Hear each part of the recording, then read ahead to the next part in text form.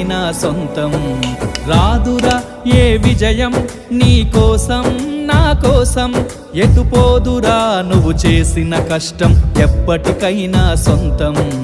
కాలంతో పయనించేవాడికి కానిది ఏముంది, సాధనతోనే సాధ్యమవ్వునని సదాశయంతో సాగర ముందుకు. రాదురా ఏ విజయం నీ కోసం నా కోసం, ఎటుపోదురా నువ్వు చేసిన కష్టం ఎప్పటికైనా సొంతం.